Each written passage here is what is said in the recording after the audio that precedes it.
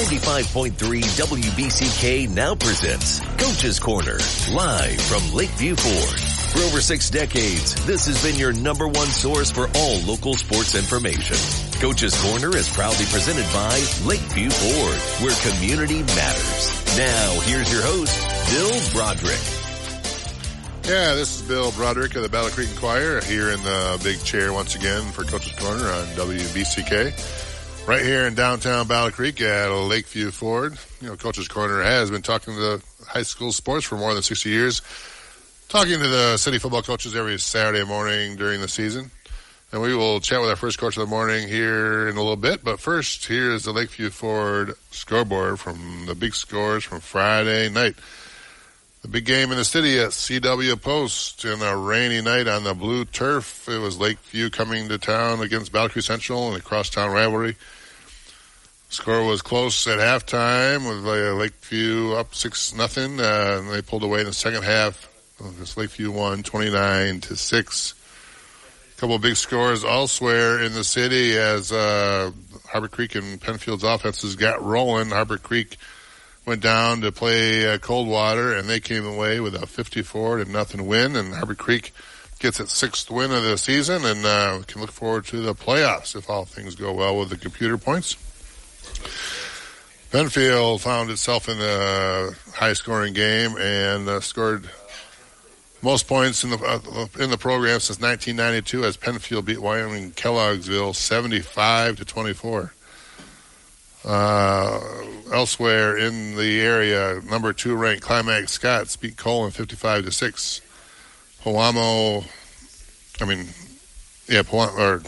Marshall lost 50-67. Galesburg Augusta beat Comstock 46-6. Bellevue beat Burr Oak 64-6. Teconcha beat Athens 24-12. Later tonight, St. Phil will take the field at CW Post Field, and they will host Mendon at a 7 o'clock game tonight. Looking forward to next week. We have the big game of the week. Harbor Creek will be going to Ford Field in Detroit on Saturday. They will be playing Lumen Christi in a special game down there, and that'll be exciting for the Beavers as they get to play on the big stage. Here in town, Battle Creek Central will be playing at St. Joe. Lakeview will host Kalamazoo Central. Penfield will host Hastings, and Saintville will play Bangor in the final week of the regular season. We'll be back with our first coach of the morning, Mark Presetti, the Saintville Fighting Tigers, right after this on WBCK 95. Coach's Corner on WBCK, brought to you by Lakeview Ford, where community matters. Now back to the show. I'm Bill Broderick of the Battle Creek Inquirer here at Coach's Corner. We're back with our first coach of the morning, Mark Presetti of the Saintville Fighting Tigers. How's it going, Mark? Good, Bill. How are you? Doing real well. St. Phil is playing tonight under the lights at CW Post Field on the blue field, hosting Mendon 7 o'clock tonight. Mm-hmm. Mendon has long been a state power and recently went to 8-player football themselves, and they were state ranked earlier in the year until they lost to Climax Scots. Mendon's still a handful for every team that they play, and tell us a little bit about what you see in Mendon so far and what might be the challenges be for the Tigers. Mendon's just a good football team. They're solid. We've talked with the kids all week long that they do what they want to do and they do it well. They've lost 2 games, but they've lost 2 games to 2 pretty good football teams. We got a chance to see Lenawee Christian, and Lenawee Christian is an amazing football team. And they beat Mendon, and Mendon lost to Climax last week. So, they've got 2 losses, which is not usual for them, but they're a good football team. Yeah, that Climax Scots game was one that we kind of circled in terms of show the balance of power in the league there, and Climax Scots ended up winning 58-28 in that game. Kept Climax Scots undefeated.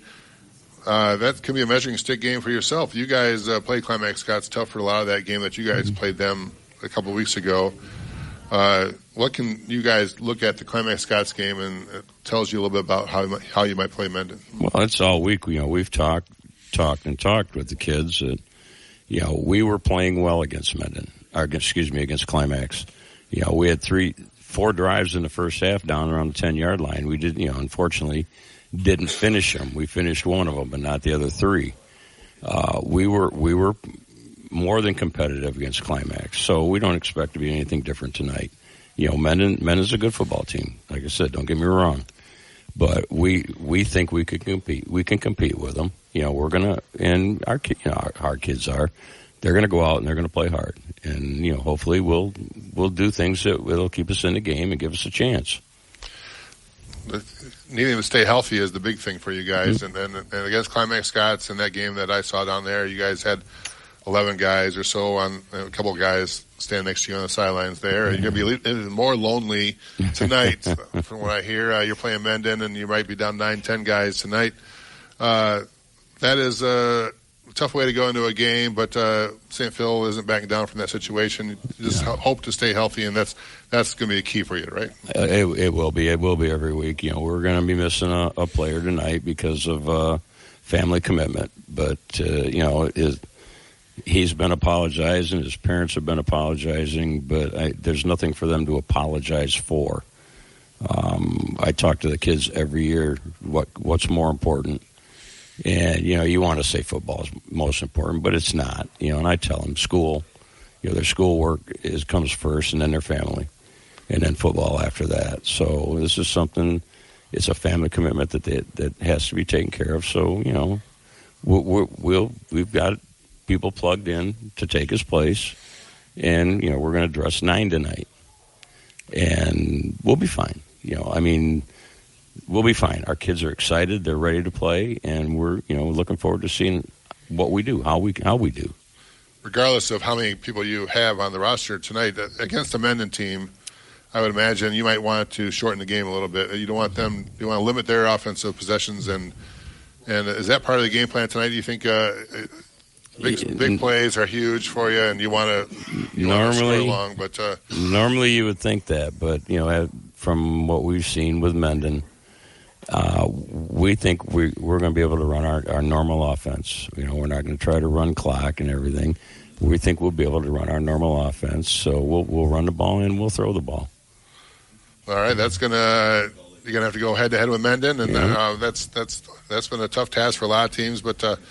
You guys have a chance to get to 500 tonight. You're coming in 3-4, and you finished with Mendon, and you have Bangor last week or next week, and Bangor fell short against Maple Valley last night. So finishing up here, week 8 and week 9 is going to come quick, and it'll be exciting for the boys as they get going here. And we'll look forward to a big game tonight at 7:00 under the lights at CW Post Field. All the Fighting Tiger fans will want to get out there and watch the Tigers play Mendon. Yep. All right. Good luck tonight, Coach. We'll talk to you later. Thank you. We'll be back with our next Coach of the Morning here after this break on WBCK 95.3 FM. Coach's Corner on 95.3 WBCK. Proudly brought to you by Lakeview Ford, where community matters. Here's Coach's Corner. This is Bill Broderick of the Battle Creek Inquirer here with our next Coach of the Morning. We're here with the Penfield coach, Robbie Hedden. How's it going, Coach? Pretty good. How you doing, Bill? Hey, we're doing fine. I didn't realize basketball season had started early over at Penfield. You guys put up a basketball score last night with 75 points. You beat Wyoming Kelloggsville 75-24. That's the most points Penfield has scored in football since scoring 79 back in 1992 when the Panthers were every year thinking about going to the Silver Dome back those days, back in the state finals. So there were some huge, great Penfield teams. 75 points, that's huge points. When you play 8-player football, you've been in a couple of those games down there at Colin. 75 points is a lot for 11-player football. But I think how this kind of score came to be is because this game was close at halftime against, and you guys even trailed in the first half there. Penfield trailed 24-22, and then you had to keep your foot on the pedal a little bit, right? Yeah, absolutely. We had to make some adjustments in the second half. We came out swinging right away, and we got up pretty big, and then, they took a kickoff to the house and kind of gained some momentum, and, and then we had a costly fumble down in the red zone, and then they scored again, and then, we had a punt, and then they scored again, and, hey, we're in a game now, and, and credit to our kids, they made some adjustments at halftime. We talked to them, kind of got them fired up a little bit. They were able to come in and really just execute. In the second half, we played really good football. That's often hard to do. You have to flip the switch.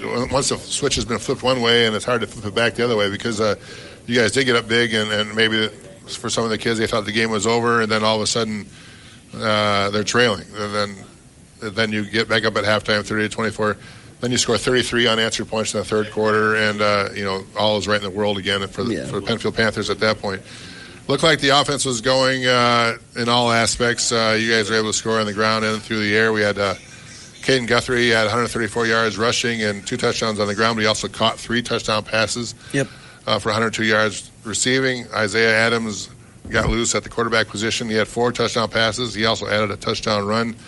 Looked like you guys could do what you wanted to on offense, and the scoreboard kind of showed that, right? Yeah, absolutely. Caden Guthrie had a heck of a game. Those receptions, we found out pretty quick if we can get him in some screen game and just get him into space, he's a good little athlete. So kind of a long handoff, if that makes sense. I bet you he caught the ball behind the line of scrimmage, and those were yards after the catch. So, he made a couple kids miss and had a great game. And then Isaiah Adams, 4 touchdown passes, 2 pick sixes, and our kicker got banged up in the Harper game, so he even kicked PATs last night. So, kid can do it all. So, our offense was firing on all cylinders, and the offensive line played much better this week. Played much more physical. Getting back to 4-4, I know that was important for the team there.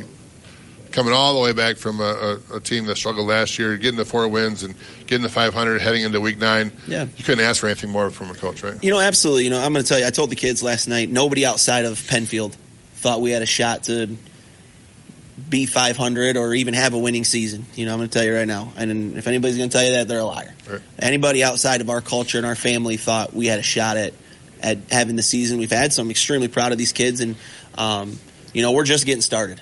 We're just getting started. For year 1 to have the immediate buy-in and the success that we've had, the kids are tasting some of that success. And it's really cool. It's a building block for us. And, we're going to get there. In the words of, I ain't going to say that. We're good. But no, I'm just going to say, man, we're going to get there. And just make sure you know that. All right. We got that makes you guys a dangerous team going into week 9. You're playing a Hastings team that is rolling itself. It's on top of the conference there, and you guys have them at home. You guys have brimming with confidence, like you said, at 4-4. The offense is rolling. Playing a Hastings team that is kind of run roughshod over the rest of the league. But and they are big and bad, and they've taken care of a lot of teams. But you guys, that confidence building, you think how much can that help you guys going into week 9 with nothing to lose and everything to gain? Well, here's the deal. Period. Nobody, again, outside of Penfield thinks we have a shot at winning this game. There's Hastings is Hastings. They're big, they're physical. They're gonna put you to sleep by running their wing tee and power it down. We have a shot of having a winning season. You go 5-4, we have a shot at the playoffs. We'll see. I think we're going to be close. I think it's going to be within a half a point or a point of if we win. If we can beat Hastings where we can get in there. Obviously, we need some help from some of the teams we've played, them winning, getting us a couple extra bonus points. But there's a shot, and our kids have got to understand that any Friday you can beat anybody, whether it's who we're playing. It doesn't matter. Anytime you strap up, there's going to be a winner and a loser. And we have a shot to be a winner and shock the world and potentially make the playoffs. Yeah, you guys are in a good shot to make the playoffs if you win the game. The strength of schedule really sets up well for you. You guys play up most of the season against teams that are bigger than you.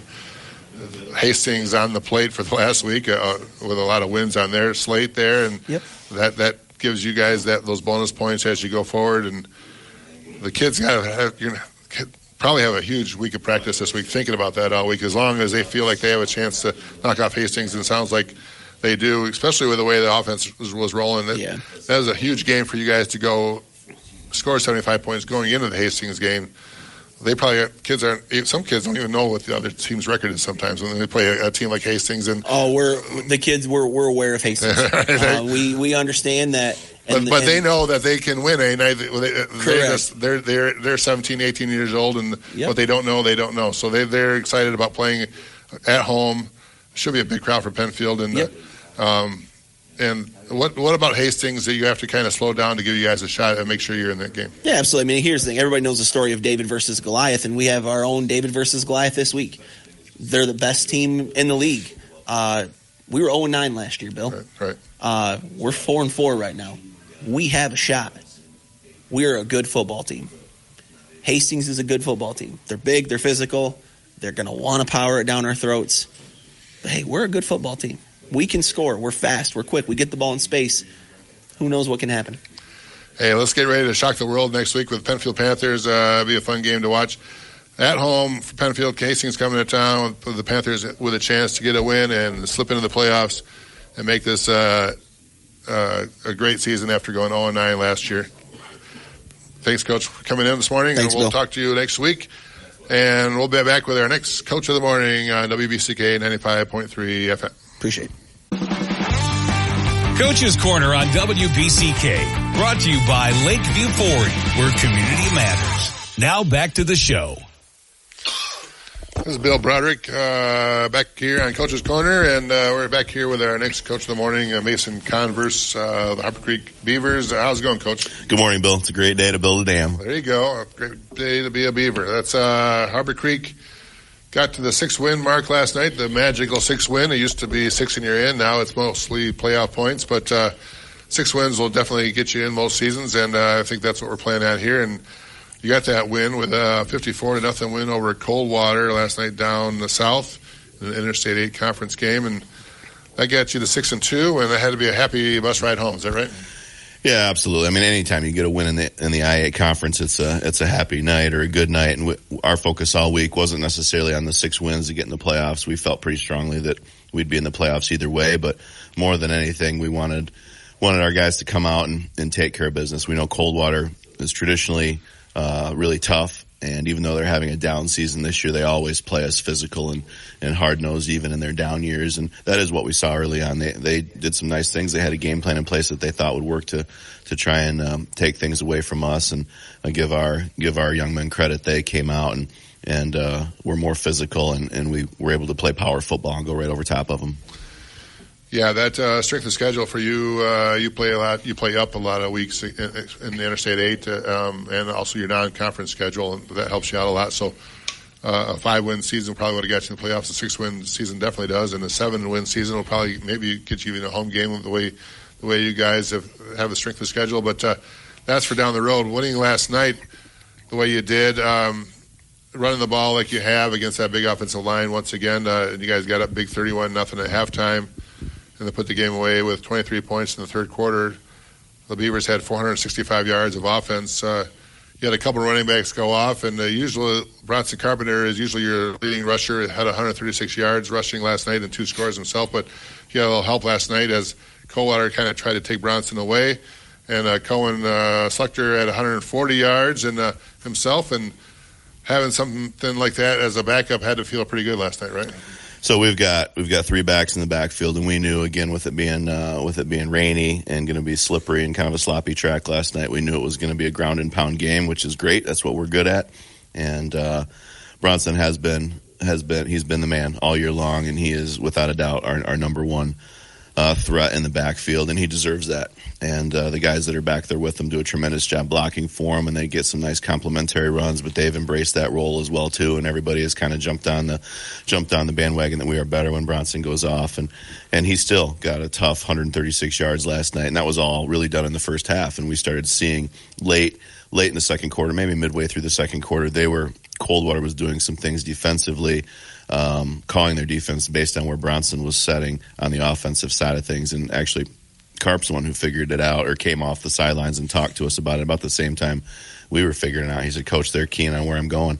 Let's use me as a decoy." So that's what we did in the second half. And Cohen was a big beneficiary of that. All the running backs were, but Cohen ended up with 140 yards. And for a sophomore running back, he's worked really hard for us all year, really starting to gain some confidence. And watching some of his blocks last night, we emphasize, and you know this from us talking all year, we emphasize blocking to the whistle. And there were several times on film where Cohen is blocking his man out of bounds as the whistle's blowing, and he really embraces that role. He's a physical, tough, strong young man. And for him to be able to run the ball like he did last night and get 140 yards and a couple breakout runs where, I think one of them was about a 70-yard run for a touchdown early in the third quarter. It's just terrific to see that pay off for him.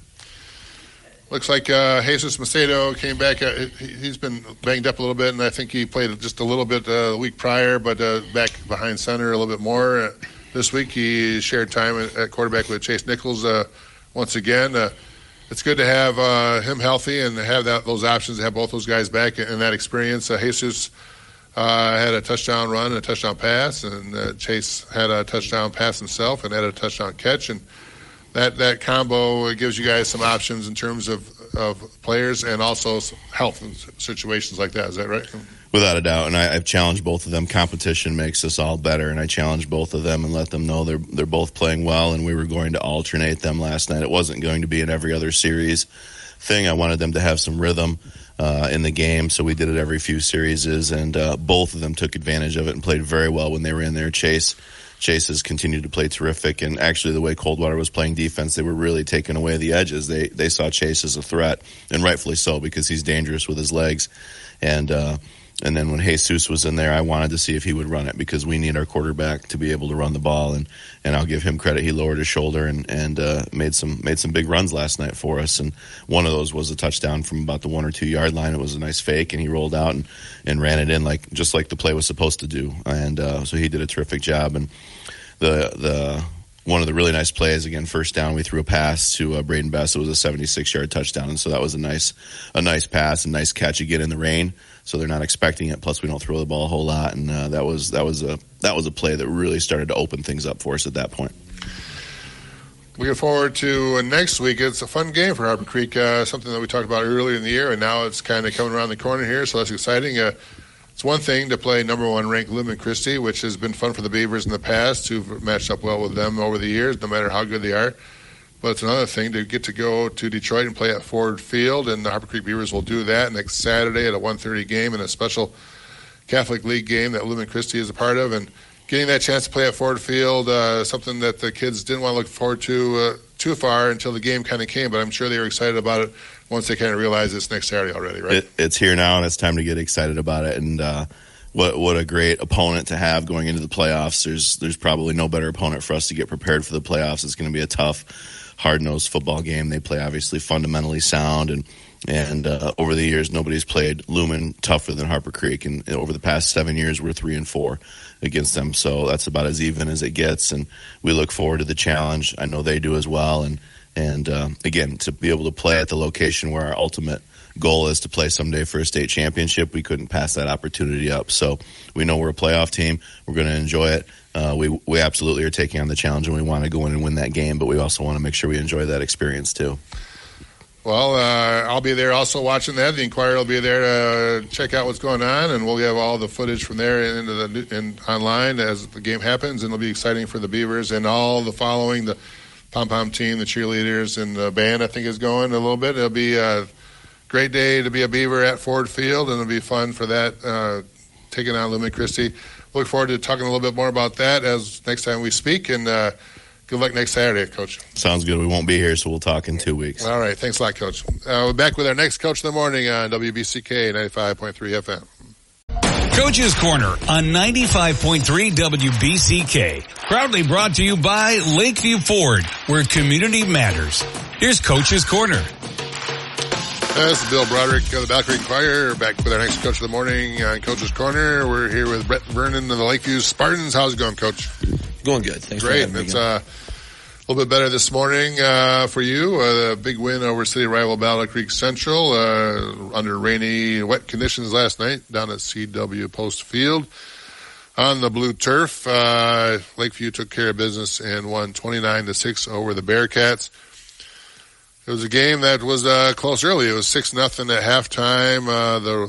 The weather really kind of slowed down both teams. The passing game really wasn't there. The running game wasn't there either for a long time. Make 6-0 at halftime. Then you guys kind of flipped the switch at halftime, and you talked about with me last night about how the kids kind of rallied in the second half and responded. What did you guys talk about at halftime? We just really talked about some change-ups that we had to do. Central did a great job of coming up, giving us some different looks up front, packing the box with some extra guys in there, and really took away that run game, trying to force us to throw.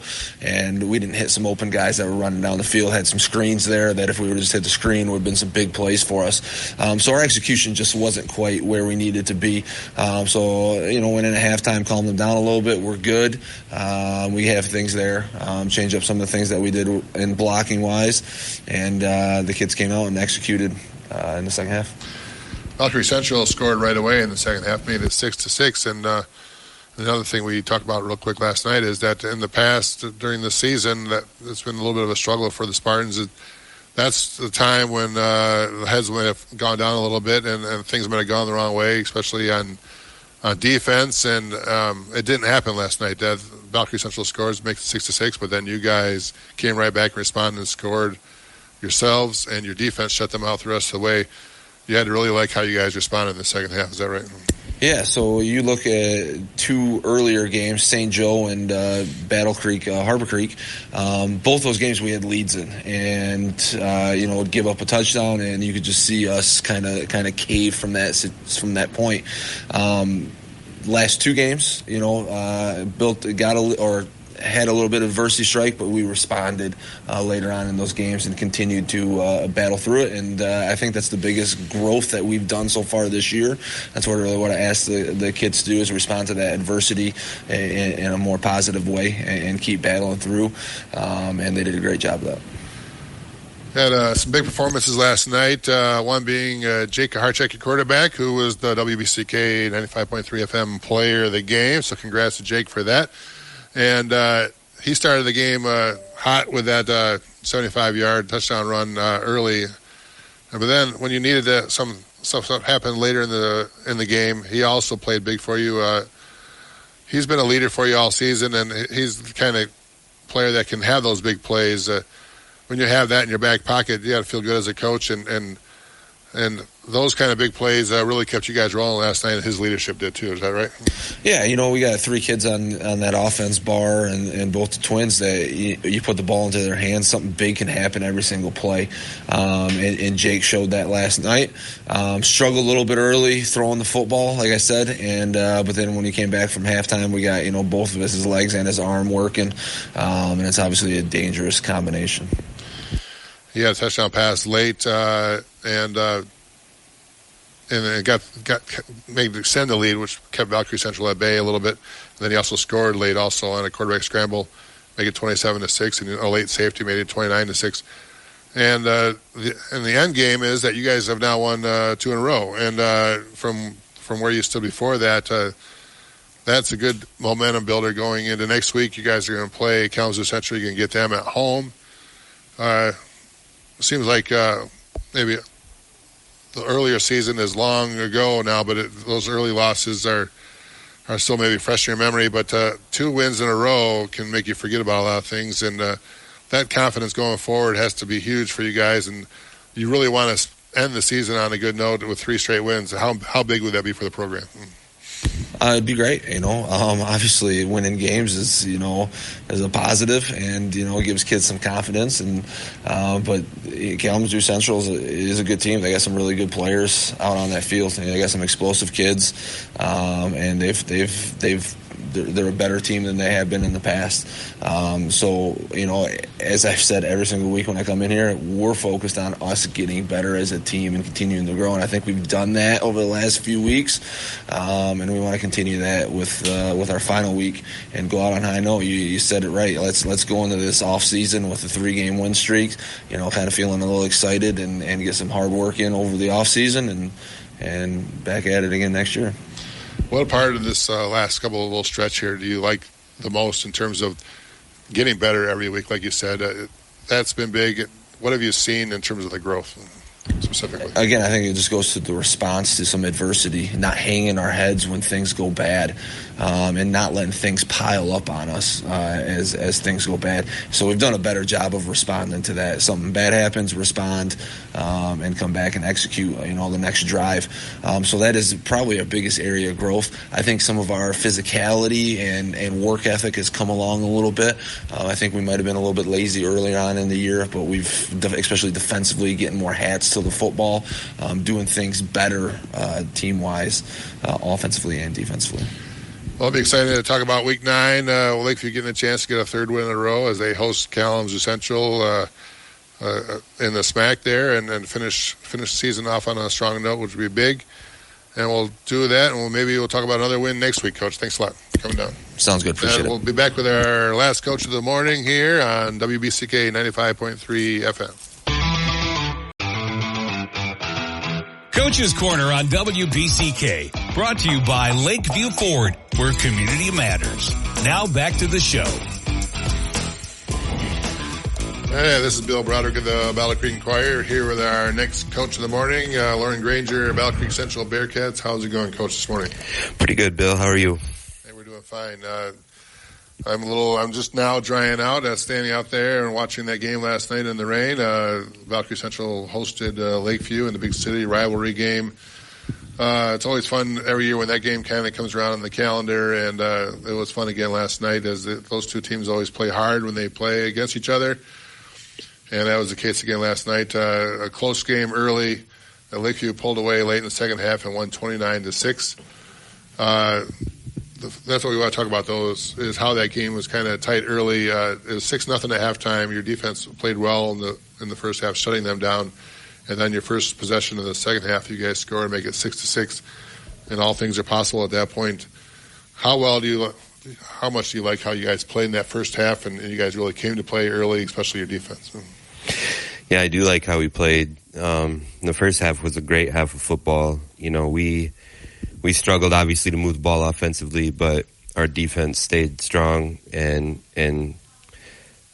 made several key plays that really kept giving our offense opportunities. And, Lakeview's big play threat guys are dangerous players. I mean, the Twins and Davis Barr at any time can break open a game, and we knew that, and we had to try to game plan to take away all three threats. And it's tough when two of them are standing in the backfield, and with all the counters and stuff that Lakeview does, it's like, wait, do you commit to defending one of them going one way and risk the other one coming the other way? And so it was really important to our defense that we stayed disciplined in our responsibilities and didn't try to over pursue or do somebody else's job. And we did a good job of that in the first half.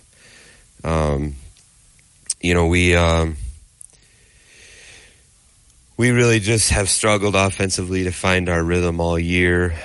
Devoyne played last night, but probably shouldn't have, just because of his injury.